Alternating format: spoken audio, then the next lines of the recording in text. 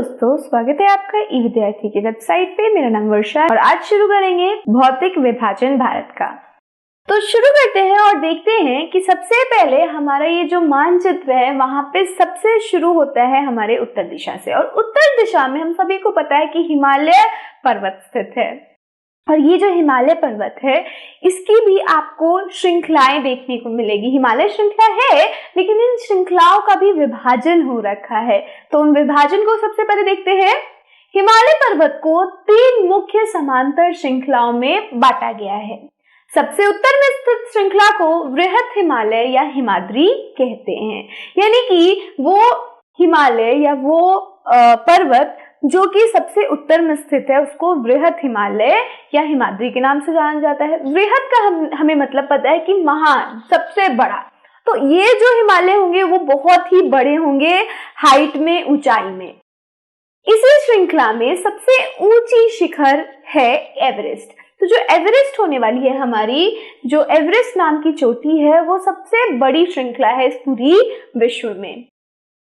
मध्य हिमालय या हिमाचल हिमाद्री के दक्षिण में स्थित है। अब जैसे जैसे हम दक्षिण की तरफ बढ़ेंगे हिमालय से, वृहत हिमालय से, तो हमें क्या मिलेगा? मध्य हिमालय, जिसको हिमाचल के नाम से जाना जाता है। और मध्य हिमालय में वृहत हिमालय से छोटे पहाड़ मिलेंगे, हमें पर्वत मिलेंगे। इसके नीचे आप जाओगे, दक्षिण में जाओगे तो आपको शिवालिक मिलेगा, और ये यहाँ पे सबसे छोटे पर्वत मिलने वाले हैं हिमालय श्रृंखला के अंदर। ये सबसे दक्षिण में स्थित है हिमालय श्रृंखला में। जैसे ही आप दक्षिण में आओगे इस शिवालिक के, आपको मिलेगा उत्तरी प्लेन या फिर भारत के उत्तरी मैदान। अब ये जो मैदान है वो 2 नदियों की वजह से बने हैं। पहला गंगा और ब्रह्मपुत्र नदी की वजह से, और दूसरा जो है वो इंडस रिवर यानी कि सिंधु नदी की वजह से। हिमालय के दक्षिण में भारत का उत्तरी मैदान स्थित है। गंगा एवं ब्रह्मपुत्र नदियां विश्व के सबसे बड़े डेल्टा का निर्माण करती है, जिसे सुंदरबन डेल्टा कहते हैं। एक बात आपको पता होगी, जब हमने बात करी थी कि किस प्रकार से वलित पहाड़ों का निर्माण होता है, तो वलित पहाड़ों का जब निर्माण हुआ था, जब हमारे हिमालय जो एक वलित पहाड़ है उसका निर्माण हुआ था, तो उसके आसपास की जो भूमि थी वो बिल्कुल नीचे धंस गई थी, और वो भूमि थी हमारे उत्तरी मैदानों की। अब इन्हीं पहाड़ों से उभर के आई नदियां, और नदियां लेके आई अपने साथ निक्षेपित पदार्थों को। वो सारी निक्षेपित पदार्थ इस उत्तरी मैदान में जमा होती गई और उत्तरी मैदानों का जन्म हुआ। और इसी तरीके से, इसी वजह से हमारे जो उत्तरी मैदान है वो सबसे ज्यादा उपजाऊ होते हैं, उपजाऊ हैं। साथ ही साथ ये जो नदियां बहती है, जब ये अपने मुहाने पे होती है, जब ये समुद्र में समाहित होने वाली होती है, तो जितनी भी निक्षेपित पदार्थ है, सेडिमेंट्स है, वो अपने मुहाने पे जमा करती है। तो गंगा और ब्रह्मपुत्र जो है हमारी नदियां, ये भी क्या करती है, जब बे ऑफ बंगाल यानी बंगाल की खाड़ी में गिरने वाली होती है, तो अपनी सारी की सारी सेडिमेंट्स यानी निक्षेपित पदार्थों को जमा कर देती है, और ये जमा हुआ जो पदार्थ है वो डेल्टा का निर्माण करता है। और इस डेल्टा का नाम, जो ये दोनों नदियां मिलकर निर्माण करती है, उस डेल्टा का नाम है सुंदरबन डेल्टा। अब साथ ही साथ भारत के पश्चिम भाग में भारतीय महामरुस्थल स्थित है। तो भारत के जैसे ही आप पश्चिम में जाओगे, ये वाला हिस्सा, ये जो आपका राजस्थान, गुजरात का कुछ हिस्सा हो गया, पंजाब और हरियाणा का कुछ हिस्सा है, वो सभी के सभी भारतीय महामरुस्थल के अंदर आते हैं। और मरुस्थल का मतलब ही होता है डेजर्ट, यानी कि रेगिस्तान वाला इलाका। इसके उत्तर पश्चिम में अरावली श्रृंखला स्थित है, जो विश्व की सबसे पुरानी श्रृंखला है। तो जब आप राजस्थान के अंदर हो तो आपको एक श्रृंखला दिखेगी जो कि वर्ल्ड की यानी कि विश्व की सबसे पुरानी पर्वत श्रृंखला, और ये वलित पर्वत है। ठीक है, ये वलित पर्वत है और इसका नाम है अरावली श्रृंखला। ठीक है, उत्तरी मैदानों के दक्षिण में प्रायद्वीपीय पठार स्थित है। अब जब आप उत्तरी मैदानों के दक्षिण में आओगे, यानी नीचे अब फिर से बढ़ना स्टार्ट करो अब आप, तो आपको प्रायद्वीपीय पठार देखने को मिलेंगे। प्रायद्वीप वो भाग होता है जिनके तीनों तरफ जल तथा एक और स्थल होता है, और इसी वजह से कई बार भारत को प्रायद्वीप भी बुलाया जाता है, पेनिनसुलर भी बुलाया जाता है। अब क्योंकि इस प्रायद्वीप में ये जो तीनों साइड से पानी से घिरा हुआ है थल हमारा, वहां पे आपको पठार देखने को मिलेंगे, इसीलिए ये वाला जो रीजन है इसको हम प्रायद्वीपीय पठार के नाम से जानते हैं, क्योंकि ये एक प्रायद्वीप है और दूसरा यहाँ हमें पठार भी मिल रहे हैं।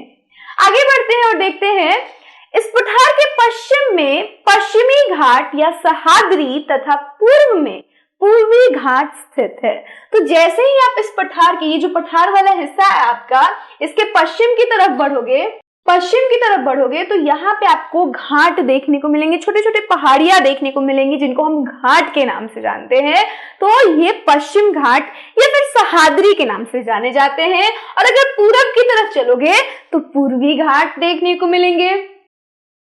विंध्य एवं सतपुड़ा की पहाड़ियों में से नर्मदा तथा तापी नदियां पश्चिम की तरफ बहने वाली नदियां हैं जो अरब सागर में जाके गिरती है।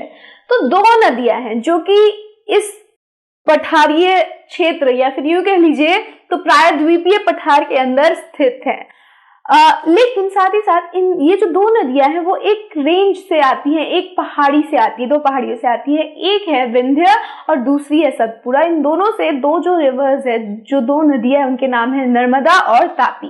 ये दोनों निकलती है और इनकी खासियत क्या है कि भारत की सभी नदियां पूर्व की तरफ बहती है, यानी शुरू कहीं से भी हो रही हो वो जाके गिरेंगी बंगाल की खाड़ी में। ठीक, लेकिन ये नदियां क्या करती हैं, ये बहती हैं पश्चिम की तरफ और गिरेंगी अरब सागर के अंदर। इसी वजह से ये खास हो जाती है, अपने आप में स्पेशल हो जाती हैं। तो कौन सी ऐसी दो नदियां हैं जो कि पश्चिम की तरफ बहेंगी? तापी एवं नर्मदा। और कहां गिरेंगी जाके? अरब सागर के अंदर। पूर्व की ओर बहने वाली नदियों में महानदी, गोदावरी, कृष्णा तथा कावेरी बंगाल की खाड़ी में गिरती है। तो हमारा जो पूर्व में जो प्रायद्वीपीय पठार है उसके अंदर जो नदियां पूर्व की तरफ बहती हैं और बंगाल की खाड़ी में गिरती हैं वो है महानदी, गोदावरी, कृष्णा और कावेरी। और ये कहाँ गिरेंगी? बंगाल की खाड़ी में। अब आप पश्चिम से क्या करोगे कि आप देखोगे कि पश्चिमी जो घाट है वो थोड़ा सा चौड़ा है, साइज में चौड़ा है, लेकिन पूर्वी घाट थोड़ा सा बीच बीच में टूटा हुआ है, असमान है। ठीक है, तो याद रखोगे कभी भी आपसे कोई पूछेगा कि पश्चिमी घाट की विशेषता बताओ तो ये एक समान है और चौड़ा है, बहुत फैला हुआ है। लेकिन पूर्वी घाट की विशेषता में क्या बताओगे कि ये जगह जगह से टूटा हुआ है एवं असमान है। ठीक है, पश्चिमी घाट का विस्तार एक समान रूप में है जबकि पूर्वी घाट बीच बीच में टूटा हुआ है तथा असमान है। ठीक है, ये याद रहेगा हमेशा। आगे चलो, जैसे ही आप पश्चिमी घाट के पश्चिम में और जाओगे ना तो आपको क्या देखने को मिलेगी? यस, पश्चिमी तट देखने को मिलेगी। और पूर्व की तरफ जाओगे पूर्वी घाट से तो आपको पूर्वी तट देखने को मिलेगी। तो दोनों याद रहेंगे। अच्छा, इनके अंदर भी आपको बहुत सारी चीजें मिलेंगी। वो है ये कि पश्चिमी तटीय मैदान काफी सकरे हैं, बहुत छोटे हैं, क्योंकि घाट क्या है, बड़े हैं इनके, तो जो अब अवेलेबल लैंड है वो तो कम ही मिलेगी इन तटों को। लेकिन पूर्वी जो तट है हमारा वो बड़ा है, क्योंकि हमने देखा कि पूर्वी जो घाट है वो छोटे छोटे हैं, टूटे हुए बीच बीच से और असमान है, जिसकी वजह से इन तटों को जगह ज्यादा मिली है और ये अपेक्षाकृत रूप से इनका क्षेत्र भी ज्यादा है। पश्चिमी तटीय मैदान काफी सकरे हैं। तो जब भी कोई पूछे कि पश्चिमी तट कैसा है, किस तरीके का है, तो आप क्या कहोगे? सकरे हैं, छोटे हैं, इनका क्षेत्र कम है। वहीं पूर्वी तट की अगर बात होगी तो हम कहेंगे कि अपेक्षाकृत चौड़े हैं, बड़े हैं। ठीक, तो ये याद रहेगा हमारे प्रायद्वीप के लिए था कि हमारे प्रायद्वीप के अंदर दो पहाड़ियां हैं, एक विंध्य और एक सतपुड़ा। वहां से दो नदियां बहती है जो कि पश्चिम में जाके गिरती हैं। दोनों का नाम भी याद रहेगा, नर्मदा एवं तापी। और बाकी की जो नदियां हैं, महानदी, कावेरी, इन सब का नाम याद रहेगा आपको, जो कि बंगाल की खाड़ी में जाके गिरती है। और साथ ही साथ आपको ये भी याद रहना चाहिए कि दो हमारे पास घाट भी है। पश्चिमी घाट को क्या बुलाएंगे? सह्याद्री, और पूर्वी घाट को पूर्वी घाट। और इन दोनों के पास अपने अपने तट हैं। ठीक है, आगे बढ़ते हैं। भारत में 2 द्वीपीय समूह भी है, 2 द्वीप भी है। और द्वीप क्या होते हैं? कुछ इस तरीके के, ये लैंड है, भूमि है और उसके चारों तरफ पानी होगा। तो 2 भूमि है, द्वीपीय समूह है। एक का नाम है लक्षद्वीप, ये अरब सागर में स्थित है, और दूसरा का नाम है अंडमान एवं निकोबार, यह भारत के दक्षिण पूर्व दिशा में बंगाल की खाड़ी में स्थित है। तो ये अंडमान निकोबार किस डायरेक्शन में, किस दिशा में है? दक्षिण पूर्व दिशा में। और कोई लक्षद्वीप की दिशा पूछेगी तो क्या कहोगे? कहोगे मैम ने नहीं बताया, है ना? नहीं, ये है दक्षिण पश्चिम में। ठीक है, तो याद रखना दक्षिण पश्चिम में है।